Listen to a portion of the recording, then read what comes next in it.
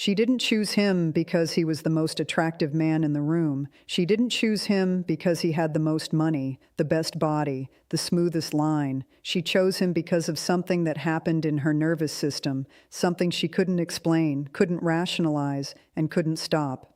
And the guy standing right next to him, better looking, better dressed, objectively better on paper, went home alone. That's not luck. That's not random. That is science. And most men will never understand it. There are specific psychological triggers that operate beneath a woman's conscious awareness, filters she runs every man through without realizing she's doing it. And here's what's wild. She can't tell you what they are, not because she's hiding them, because she genuinely doesn't have full access to her own selection process, but we do. By the end of this video, you're going to understand female mate selection at a level that most therapists, most dating coaches, and most men will never reach.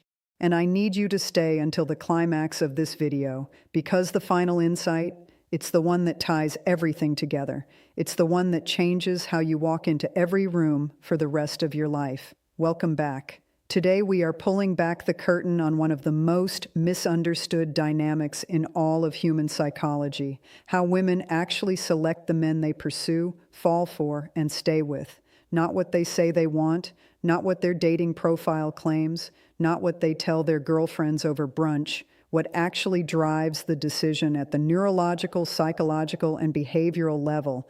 We're going to cover 7 distinct selection mechanisms, each one backed by behavioral science, each one illustrated with real-world scenarios that are going to feel uncomfortably familiar. This isn't about manipulation. This isn't about becoming someone you're not. This is about understanding the game you are already playing, whether you know the rules or not. Let's go. Women do not select men. They select emotional experiences, and then they attach those experiences to a man. This single sentence, if you really absorb it, restructures everything you think you know about attraction. Neuroscientist Antonio Damasio's research on decision-making demonstrated something that shook the academic world. Humans make decisions emotionally first, and then rationalize them with logic second. This is true across all people, but in the context of romantic selection, it operates with extraordinary intensity in women. When a woman meets a man, her brain is not running a background check. It's not calculating income potential or facial symmetry scores. It is asking one primal question, instantly and unconsciously. How do I feel right now in this man's presence? Elevated, curious, slightly destabilized, in a good way, safe but also electrically alive? That cocktail of feeling is what she's selecting for. You, as a man, are the vehicle for that feeling, and if you don't produce it, regardless of how objectively impressive you are, you don't make the cut. Picture a guy named Aaron, successful, gym fit, articulate, on every measurable dimension, a catch. He meets a woman named Danielle at a networking event. He's prepared. He talks about his career, his travels, his ambitions. He checks every box. Danielle smiles, exchanges numbers, and never responds to his follow-up text. Meanwhile, across the room, a guy named Marcus, average income, average looks, nothing flashy, says 3 sentences to a different woman that make her laugh so hard she spills her drink. They talk for 2 hours. She texts him first the next morning. Same room, same night, completely different emotional experiences created, completely different outcomes. Aaron sold his resume. Marcus created a feeling. Danielle went home with Aaron's business card and 0 emotional memory. Marcus's woman went home thinking about him.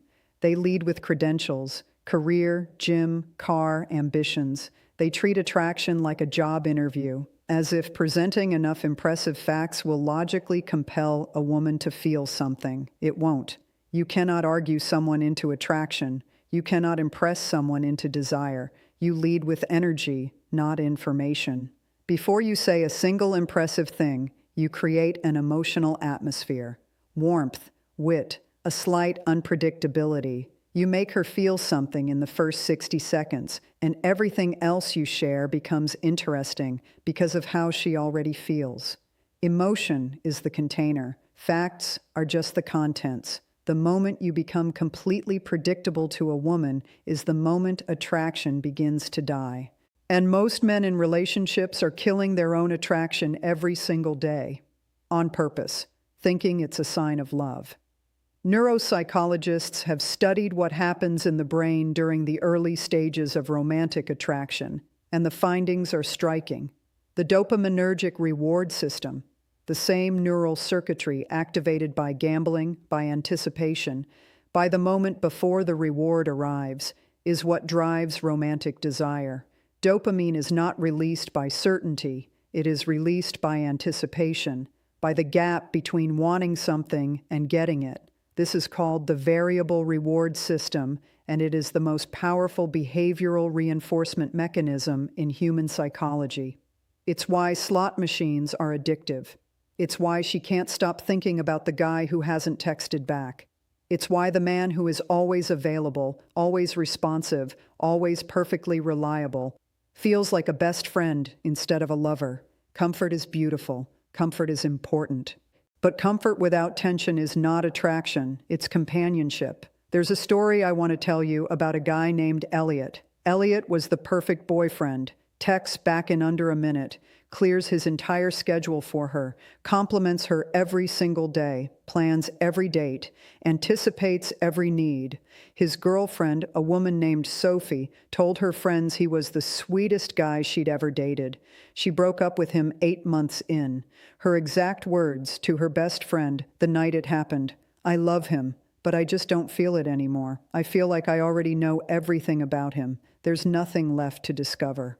Elliot did everything right by conventional standards and lost her precisely because of it. They conflate consistency with predictability.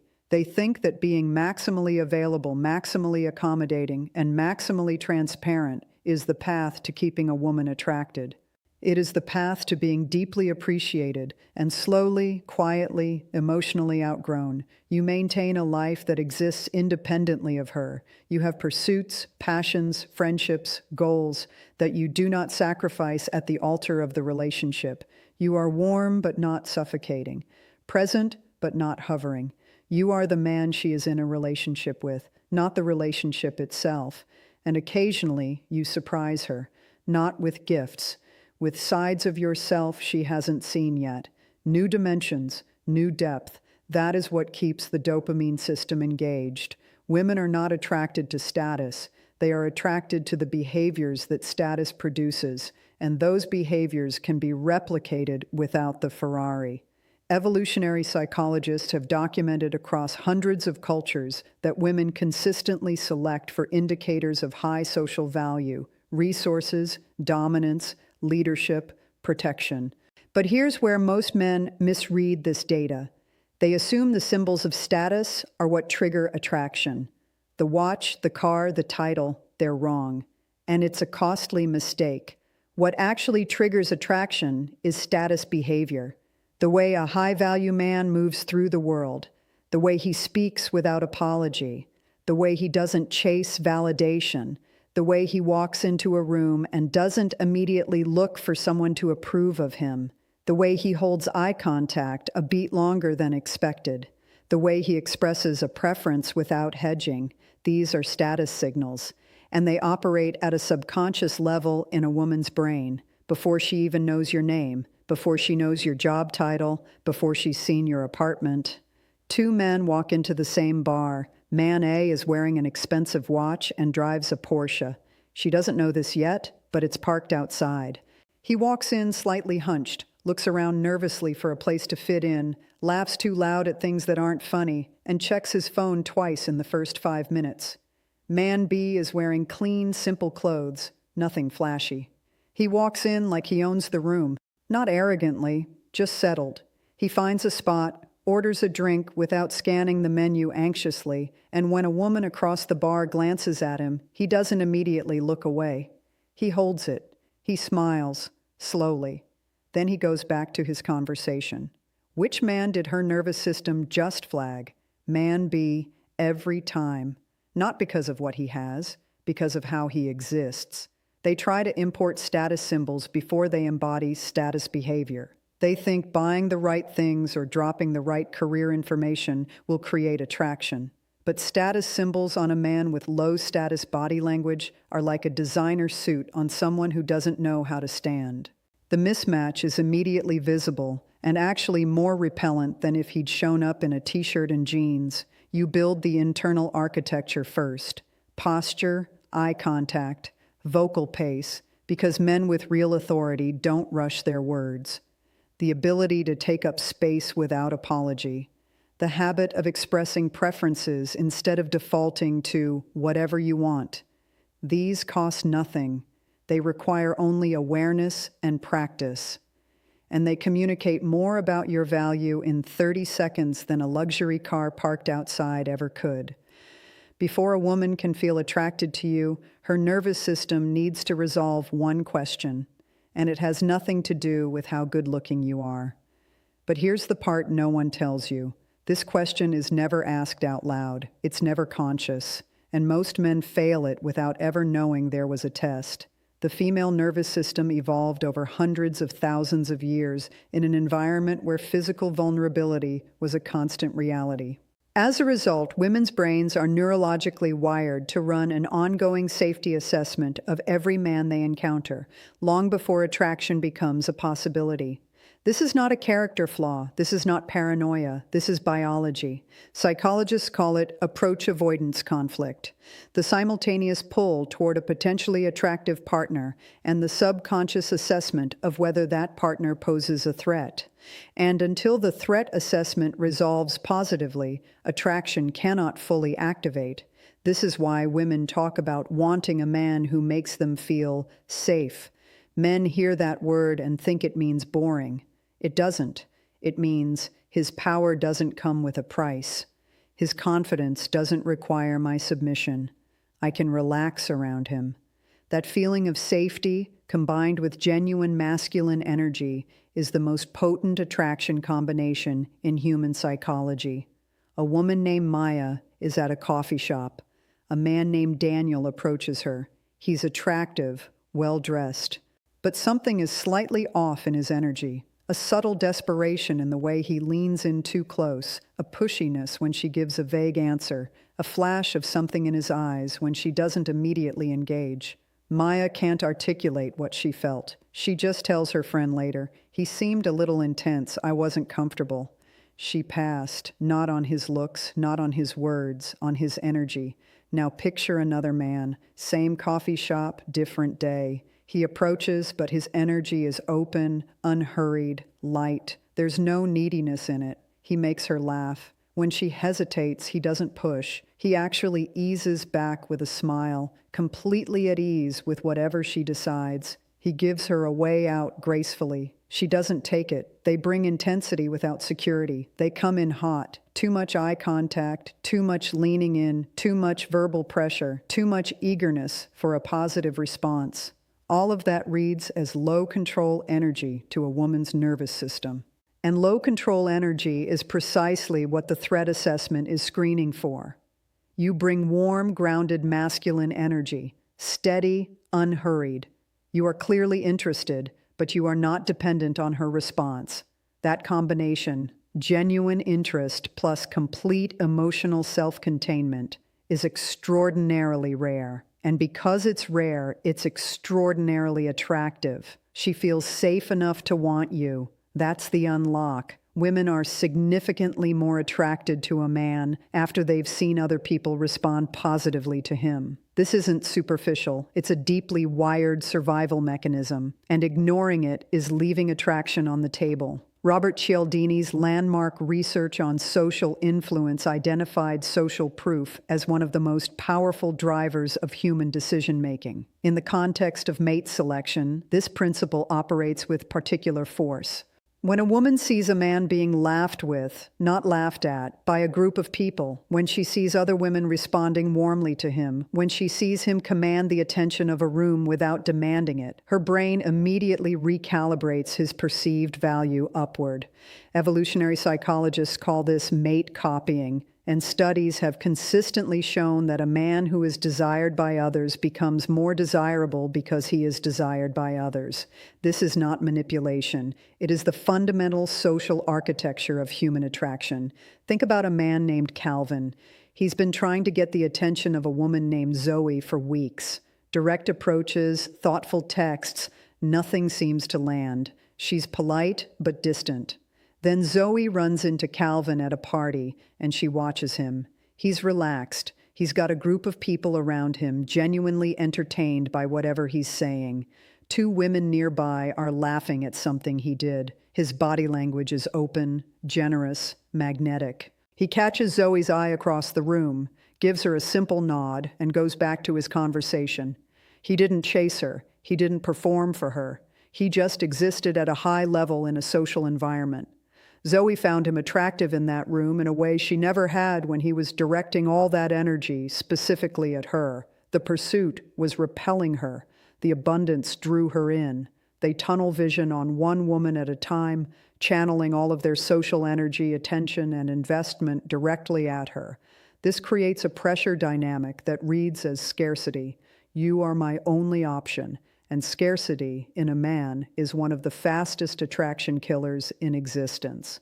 You invest in your full social world, not as a manipulation tactic, as a genuine way of living. You have friendships you actually nurture. You show up to social environments and genuinely engage with everyone, not as a strategy, but because you're a socially full person. The byproduct of that fullness is that when she sees you, she's seeing a man that the world responds to, and that changes everything. The psychology of female desire is deeply tied to agency, to the feeling of having made an active choice.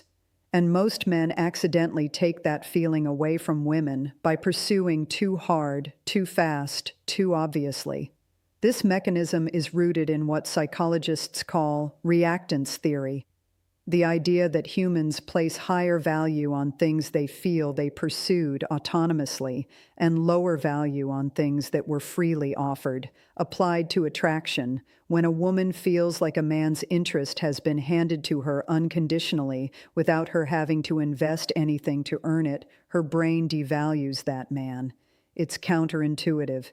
It offends our sense of fairness, but it is neurologically consistent. She needs to feel the slight resistance of a pursuit. She needs to feel that she earned your attention, your investment, your emotional presence. That process of earning creates what psychologists call effort justification, and it is one of the most powerful bonding mechanisms in human psychology. They front-load everything: feelings, availability, compliments, plans, investment, all offered up front before she's done anything to earn it. And it creates the opposite effect of what they intend. Instead of gratitude and attraction, it creates comfort. And comfort, as we've already established, is not attraction. You calibrate your investment to her demonstrated interest. You don't withhold warmth, but you don't flood the zone either. You let the attraction build through reciprocal escalation. She invests, you respond and match. She invests more.